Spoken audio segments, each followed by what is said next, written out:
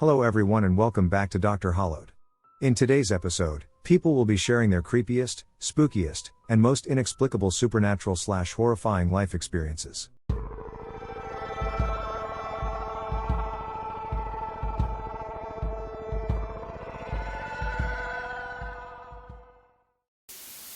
When I was 13, I was on an ATV with my two older sisters, one 15 and the other 18.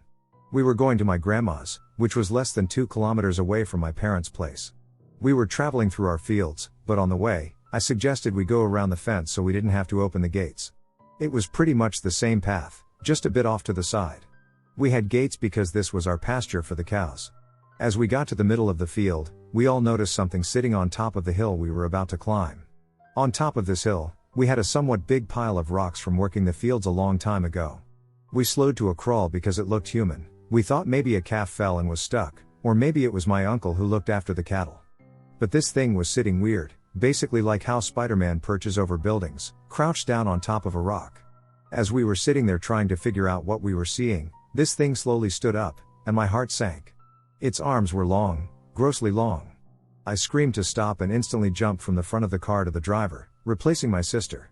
As we were switching, this thing started running at us, but it was running weird. Its arms were swaying back and forth like a normal runner, but because of how long the arms were, it looked weird. You would think it would run on the long arms, but it didn't. It was running fast. I turned around and shot off straight through the field. My sisters were screaming. It was still coming, but I honestly could not look back at this thing. I just said don't look at it. We rounded the corner, and that's the last time we saw it. After that corner, it's trails to my parents' house. As we got home, I crashed the TV into the deck, trying to get in as fast as we could. We were so scared that my parents actually believed us. They called all the family to warn if it was a trespasser. They said nobody had seen anything or anyone in the fields. Now I want to describe this thing. It was tall, skinny, and wore no clothes. Just a body is what we could see, a grayish color, and the head wasn't shaped like a human. It was thin and small. We were about 30 to 40 meters from this thing. It happened during the day too, in Alberta. My conclusion is that a bear broke its front legs while jumping down from a tree. The legs healed but not fully, so it couldn't run on the front paws. And due to the front legs being broken, it couldn't eat right, so it thinned out and lost fur. But this thing was tall and skinny. I don't think it was a person just because of the arms. Also, I live on the countryside on a farm. This all happened on private land that was fenced off. So my then girlfriend, now wife, and I had fallen on fiscally hard times for a while and ended up having to move in with her grandma. We stayed in her grandma's basement for a few months. It wasn't finished but wasn't a cellar. Waterproofed and sealed, sump pump, you get the picture. Anyway, we were grateful to have a place to stay. We both were working, so we were rapidly saving money. We had noticed things independently of one another while living down there. While she was at work, I'd be home most of the time, and vice versa. One vehicle necessitated opposite schedules. So I'd be down there, browsing the web, sleeping, doing whatever, and it would feel like someone would be watching me. Always from the far side of the basement, over by the washing machine and dryer. Slowly, the activity had been getting more severe, but never really while we were together. Not until nearly the end of our stay there. We began hearing noises, knocking on the table being stored, pings from the metal support pillar, scooting sounds, and shuffling. I began getting scratches on my back, angry looking, red, inflamed, raised scratches. But they didn't hurt oddly. Then came the lights. We began to see lights manifest. It would be a flash, like a blip of light. Very tall and extremely thin. Faster than you can snap, then gone again. Every 10 seconds or so. And you could follow it around the basement. Top of the stairs, bottom of the stairs, over by the pantry area, over by the clothes hanging up. No noise.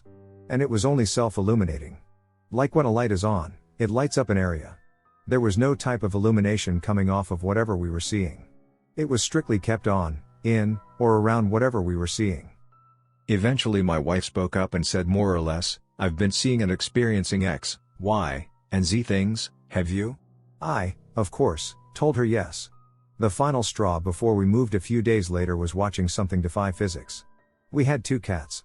One was quite ornery and would seek out hair ties to play with and destroy. Well, one of the hair ties was lying on the floor. My wife picked it up and put it into a trash can that we had up high so that same cat wouldn't get to it. There was a small plastic bag lining the trash can. Only a short while before that, we had begun hearing things and seeing the lights, so my wife turned the lights on. We heard 3 loud, distinct knocks on the table. Then we heard the bag rustle on the trash can, looked up, and watched the hair tie fly out of the trash can and onto the floor. We noped the hell out for the night and slept upstairs. We moved out less than a week later. We went back to visit, and what did we witness?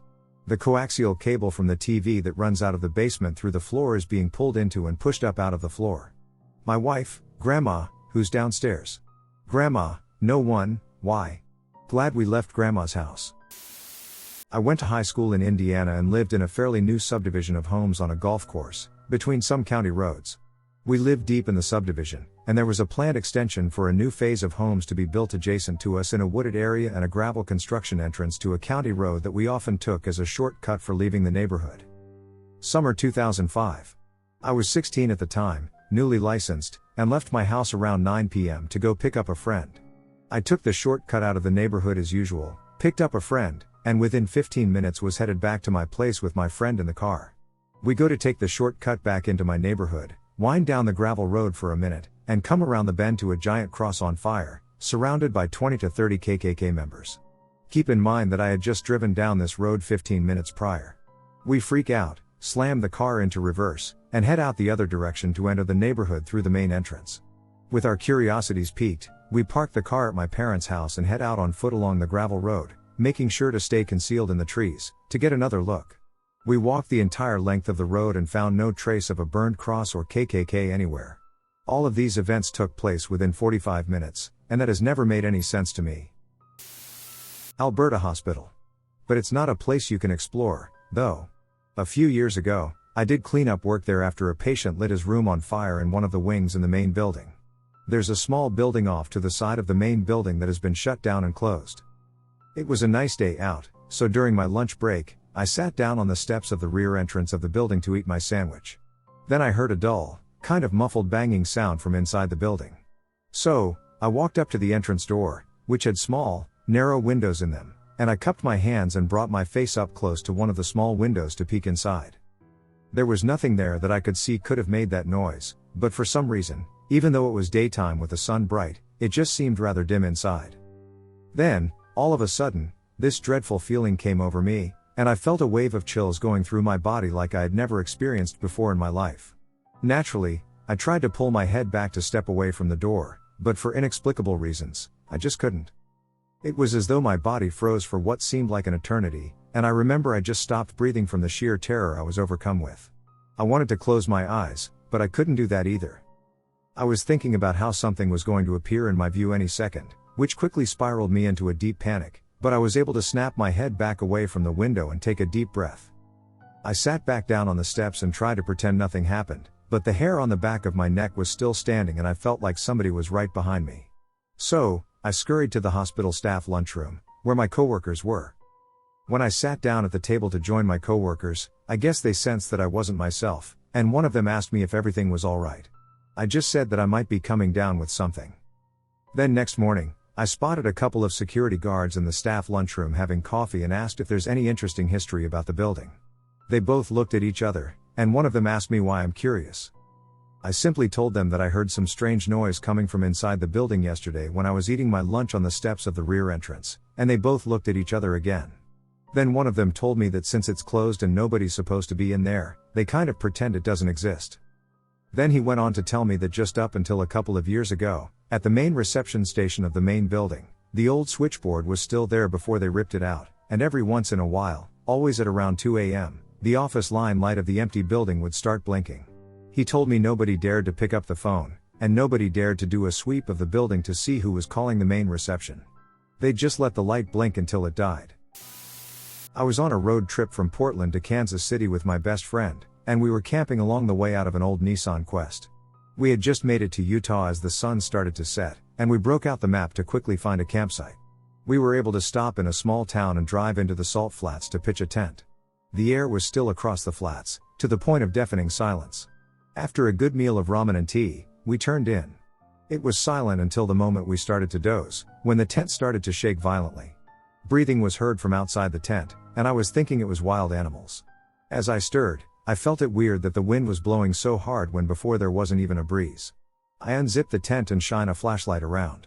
There was nothing around, and the air was still. I was able to sleep, though uneasy.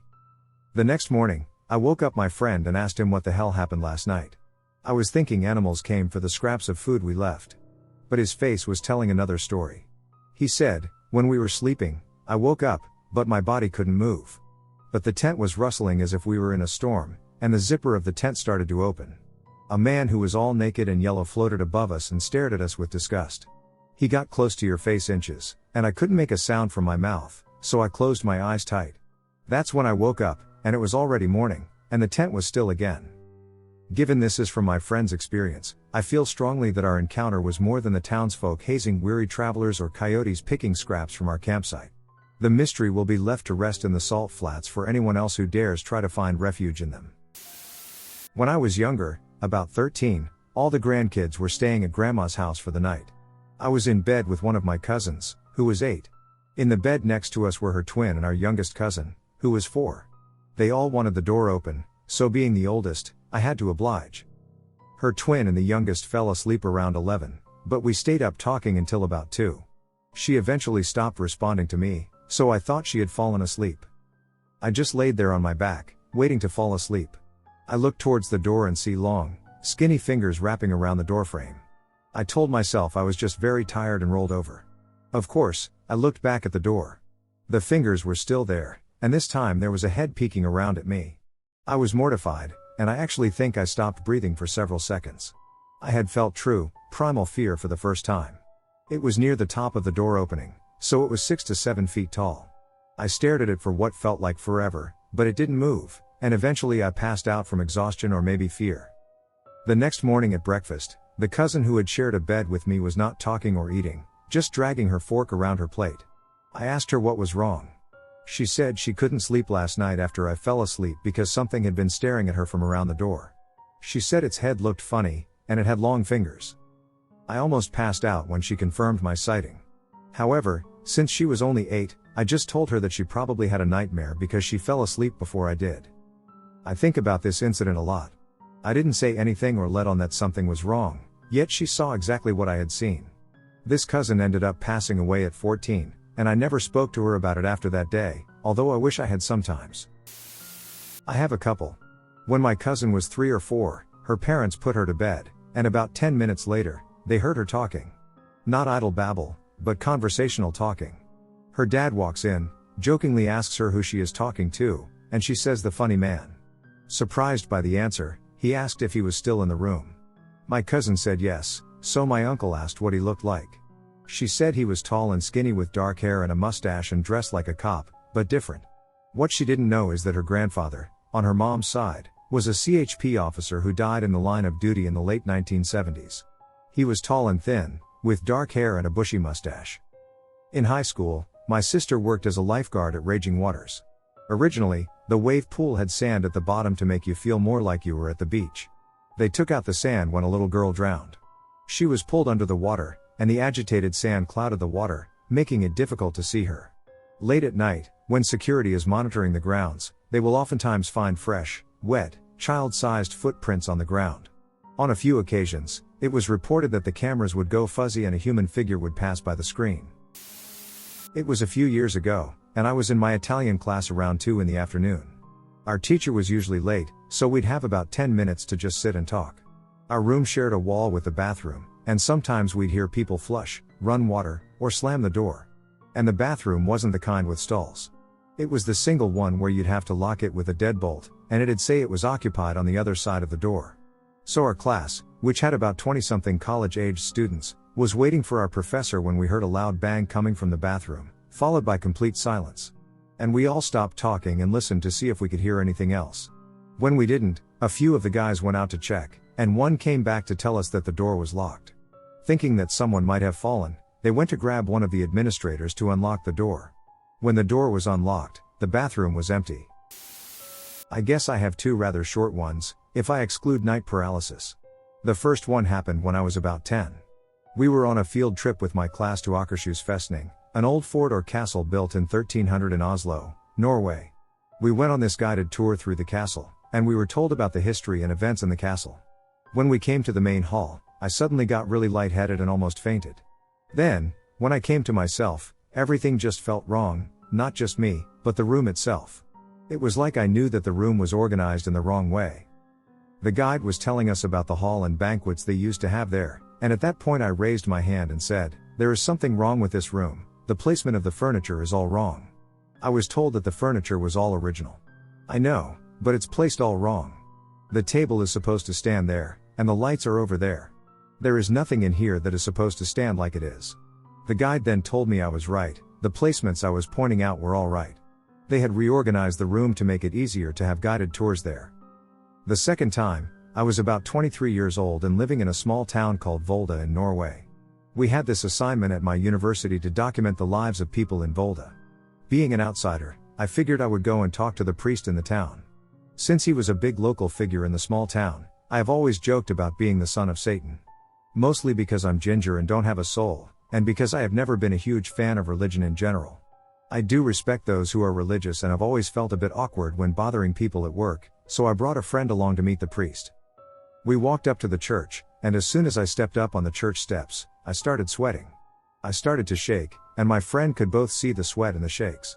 I reached for the door handle and tried to open the door, but it would not budge. I pulled it hard, but nothing happened. So I went down the steps, and my friend said he had seen people inside, so it should have been open. He then went up the steps and pulled the door open with ease, like it was nothing. I froze completely and decided there and then, there is no way in hell that I'm walking into that church. I'm clearly not wanted here. And ran off. So this starts off a little sad. When I was 7, my grandpa had suffered 3 strokes and was mostly paralyzed. Grandma had his bed set up in the living room so he could see out the window. He died in front of me. Grandpa was the best man I ever knew. He was the kind of guy who, when my mother was little and they moved but forgot her cat, Grandpa walked a few miles in the dark, down muddy dirt roads, with it raining, to find the cat and carry it back to his daughter. He was a farmer and a carpenter. He would do anything for his loved ones. I still remember sitting on the porch swing with him while he read to me. He always smelled like the original, Old Spice aftershave. Not the new original, but the original. Anyway, when my grandma found me alone in the room with his cooling body, trying to wake him up, she did her best to comfort me. He told me he was in heaven and wasn't paralyzed anymore. And that I could always talk to him, that he would come down whenever I needed him. So yeah, I talked to my dead grandpa. And eventually other dead people too. I can never see them, I just know when they are there. I know how they are feeling. If they touch me, it's almost like a living person touched me. And they always have a smell. If one of them is foul smelling, I make sure that I and mine leave. The others appreciate a chat with me, and I thank them for sharing their space with me. Jump to when I'm about 16. My dad is abusive, and I'm obviously depressed, anxious, and suicidal. My mom does her best. But the whole house is just overflowing with all these negative feelings. I've always had super vivid dreams, but I start having these really bad ones that come with sleep paralysis. I also talk in my sleep, but mom says she thinks I'm getting mauled by a bear. So she puts up this hollow crucifix that has inside it a vial of holy water and some palm ashes. I always wake up from my nightmares to find the crucifix hanging sideways, it's open, and the holy water is missing. I always find the vial somewhere in my room. Mom even shared the bed with me one night to see if I was sleepwalking. Nope, she blinks, and the water is missing. One day, I couldn't find the vial. Our priest is out of town, and dad won't let mom drive to another parish to get another vial. So mom twines her rosary around the crucifix and says a prayer over me. That night, I woke up and sat up to see my clock. It's 3 a.m. then I smelled it. Once, we found a rotten garter snake carcass on our farm, so dad just tossed it into the already lit burn barrel we use for trash. This was worse. More rotten, more smoky. Then I noticed it. There's this terribly twisted approximation of a man right in front of me. It's made of smoke, not regular smoke, but those plumes that come from forest fires. The ones so thick and dark, you can't see through them. It had black holes for eyes, and even though it didn't have a mouth or nose, I knew those limitless pits were smiling. It had plans for me. In that moment, I was paralyzed with fear. The thing brought its hand down on my still blanket-covered thigh. Have you ever had a chemical burn? It was like the thing's hand was eating away at my flesh. I tried to scream and run, but I couldn't. I knew I was crying. I could feel the tears. Through my blurred vision, I saw something move. I tried to see what it was, but I couldn't find it. The hulking smoke was lifting its hand. It kind of looked surprised. When it stumbled, I realized something I couldn't see was fighting it. I was still terrified as I watched the thing get pushed through my bedroom door. My room got brighter as it left. I saw, for just a moment, the outline of a tall, skinny man standing in front of the door, guarding it. He smelled like Old Spice. In the morning, I found the vial on my bedside table. I had a perfectly hand-shaped healing burn on my thigh. 3 hours later, it was gone, as if nothing had happened. I never had that thing try to accost me again. Now, when I visit the house, it lingers in my dad's office. Dad has refused to get any help for his anger, bitterness, and resentment. I know it's feeding on him now. But even if I stay over, that thing doesn't come near me. It wants me. But I know that it knows that my grandpa will kick its ass again if it tries anything. I love you, Grandpa. My sister is 4 years older than me. This is relevant later. About a year before I was born, my dad built a house in the country for our family. So I'm 4 years old and playing downstairs with Mom, so I decided to go get a toy from my room upstairs. My bedroom was small, only about 12 by 12. The door opened to the left, and my closet had French doors that opened from the middle outward. So when the bedroom door was open at the same time as my closet's left side door, it formed a little square space that was blocked off behind each at a 90-degree angle. As I walked into the room, I heard something rustle and exhale like an animal in the space behind the two doors. I turned and looked, and the image was seared into my little kid's brain. A green, scaly, demonic-looking creature was crouched behind the door. It was small, maybe only 4 feet tall, but had red eyes and yellow, sharp teeth. The green, scaly, and bumpy skin was weird and hard to describe. The grayish-green shade was sickening, like the color itself gave me a visceral reaction. Being so young, I didn't exactly understand what I felt, but the creature gave off a vibe that it didn't want to just hurt me, it wanted to tear me to shreds and destroy me. It didn't growl but kind of shifted its crouch and flashed its teeth when we made eye contact. I lost my SHT and went screaming, sprinting out of my room and downstairs to my mom. Mom was a teacher, and one of the calmest, most logical people I've ever known. She went into mom/teacher mode and sat me down at the kitchen table with paper and crayons to draw what I'd seen. She told me something like, "When we draw what we're afraid of, we can see it's not scary." Mom got me calmed down enough to draw the creature while she worked in the kitchen. When I was done, I called for her to come look.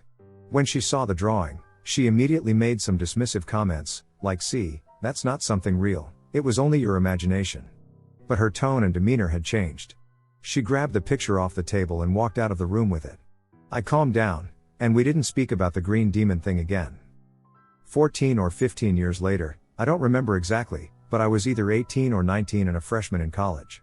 I was home eating dinner with my mom, my older sister, and my girlfriend from school. We were talking about memories from the old house. We'd since moved away. I said, "Mom, do you remember when I thought I saw that green demon thing? It was like someone sucked the air out of the room." Mom got quiet, and my sister said something like, "Wait, you saw it too?" Mom then told me it was the most frightened she'd ever seen me as a kid, and my sister had seen the same thing in the same spot when she was 4 and I was a newborn. Mom had actually done the same "let's draw what we're afraid of" exercise with my sister and kept the 2 pictures that we drew. Mom found both drawings when she moved again, about a year later. My sister and I were helping with the move, and Mom showed them to both of us. They were clearly 4 years old, but shared the same exact features: skin color, scales, red eyes, etc. My spookiest life story to this moment only happened a couple months ago. It was like 10 p.m. on a Friday night, and my roommates had already turned in for the night. I had already had a couple beers and was bored, so I thought it would be fun to take a walk to the bay and smoke a joint. The spot I wanted to go to was probably about a 2-mile walk from my house. There's a pathway at the end of my street that follows a long stream that's actually a runoff from the bay. When you round the corner at the end of the path, there is a boat club that is having a party with a live band. Anyway, I walked all the way to my spot, smoked the doobie, and began making my way back. As I come around the corner of the boat club, it looks like that party is just wrapping up and most people are making their way home. There's a man tucked behind the fence of the club right next to the pathway I'm taking, trying to take hits from a bowl. He calls out, asking if I have a lighter. Feeling in a good mood, I say sure and offer it to him for a couple hits. He offered me a hit of the devil's lettuce, which I politely declined as I was already on a good one. She thanks me and hands me the lighter back. As I turned to go on my way, I saw that he's walking along beside me down the path. I say, I'm heading home, man. I'm tired. Yeah, I'm heading the same way. This path can be dangerous at night. He starts going on about how he's from NYC to prove that he's tough and familiar with sketchy environments. At this point, I'm getting really weird vibes from this guy, and my adrenaline's pumping. I say, you know what? I think I'd really prefer to walk by myself. I live around here, and I'm not worried about my protection. The guy starts asking questions about where I live. I told him I wasn't going to tell him, as I just met him, but he's being pretty persistent. He insists we walk together because it's for the sake of both of us, not just me. He mentions I look like I know a fighting style. What are you, a brown belt or a black belt? In my head now, I think he's sizing me up for toughness as we walk deeper through this dark part. He talks about his fighting experience and says he's earned a pretty high belt of his own. We round a corner near the water, and at this point, he asks me if I have any kids. I respond no, and he insists that I walk a few paces ahead of him since he does, and he has more to lose. I'm really freaked out at this point, but I want this to be over with, and he seems too drunk to be able to take me. I walk ahead of him but turn back to look at him every other second to make sure he doesn't try anything. Tell him that he's really sketching me out right now, and he should watch himself. We're approaching a sort of overpass where the path dips below a busy street. He says, okay, when we get to this point up here, I'm going to go right, and you're going to go left. But that's not going to be the last time we see each other. I'll see you 2 days from now. There's something you'll have to do for me before that time. You won't know it till a hit happens, but you'll know it when it does. As we're talking, he likely notices I'm on edge and constantly snapping my head around to look behind myself. He says, I can tell, you see them following you too, don't you? Eventually we meet the overpass, and he veers off up to the street above. As soon as I'm out of sight under the road, I picked up my flip-flops, sprinted the remaining half-mile to my house, and locked the door behind me. This all happened before I was born, so I'm relaying stories relatives have told me about what happened to my uncle in the late 1980s. My uncle was a police officer in a decent-sized metropolitan city for several years, and though the job was difficult sometimes, everyone in my family said he enjoyed what he did and didn't have any known struggles with the job. He had a wife and a son that he loved very much, and he was close with my dad and my older brother. Things took a turn when they started having some marital issues. They didn't hate each other and had a child together, but in his wife's opinion, they just weren't suited to be together anymore. She didn't love him and she wanted a divorce, but from what my family told me, my uncle didn't. He wanted to work out their issues and figure out what was wrong, but she just kept hammering home that she wanted a divorce and didn't want to be with him anymore. Around the time of my dad's birthday in March, my uncle took him out for dinner, and they talked for a while. My dad always said that he didn't seem upset or unhappy with his job or his life. He even brought up the possibility of divorce and said he felt frustrated with what his wife was saying, but he was confident they could work out their issues for the sake of their life together and their son. About a month later, police officers show up at my grandmother's work and tell her that she needs to call my dad and my grandfather and get the family together, that there's been an accident, but they won't tell her the details of what happened. My dad and grandfather get there after leaving their jobs, and it takes hours to leave the family in a panic before the police finally tell them that my uncle is dead, but they're not sure what happened. Later, one of the higher-ups comes in and tells the family that my uncle committed suicide, and that's the official ruling. This is just a shock to everyone because, even though he was having some hardship with his marriage, he didn't seem upset by it enough to take his own life.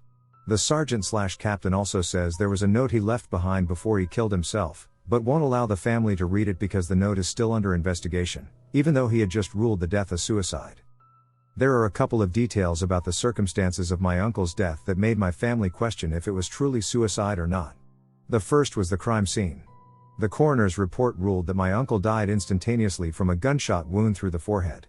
This is a bit of a tinfoil hat in a way, but I know from watching crime shows and listening to podcasts that most men who commit suicide either shoot themselves in the mouth or under the chin. The door was also locked from the inside, but it was one of those locks you could turn and then close the door behind you, so either he or someone who was leaving the room could have locked it behind them as they left. Second, there was blood spatter on the wall, but his body was lying down in the bed. Police tried to explain that they moved his body to try and perform life-saving measures, but the official police report said he was lying in his bed, not up against the wall. Third, the gun that was used appeared on top of a dresser in crime scene photos. Again, police explained that they moved the gun before photos were taken, but my grandparents in particular thought that this was a lie. Fourth, the suicide note. It took a long time for the police to give my grandparents his suicide note. When they did, my grandmother told my grandfather immediately, "That's not his handwriting." She was convinced that someone else had written the note. In the note, my uncle had written that he was sorry to his wife and son that he wouldn't be there anymore, but that the pain of living was too much. There was no mention of my grandparents, my father, or my brother, whom he was close to. Fifth, the autopsy evidence. My grandparents were already suspicious, so before he was buried, they requested an autopsy be performed. In that autopsy, the coroner ruled that the gunshot wound was more consistent with someone else wielding the gun and shooting him rather than him shooting himself. Despite this ruling, the official cause of death was deemed suicide by gunshot wound. Sixth, his wife. After his death, my grandparents noticed she wasn't particularly upset, and within a few months, she had even started seeing someone new. My grandparents hired a private investigator to follow her, thinking she might have had something to do with my uncle's death. They weren't sure if she had murdered him herself, but they knew that there was evidence stacked that, at the very least, his death should have been investigated as a possible homicide, but there was no way to request that with the possibility that police were either contaminating evidence indirectly or purposefully covering up evidence. As far as I know, nothing ever came of it except she eventually found out she was being followed and what for and told the family they could never see her child again, and my grandparents never trusted the city police as long as they lived there. They never found any evidence that she was connected or that his death had been covered up, but they never believed that he killed himself.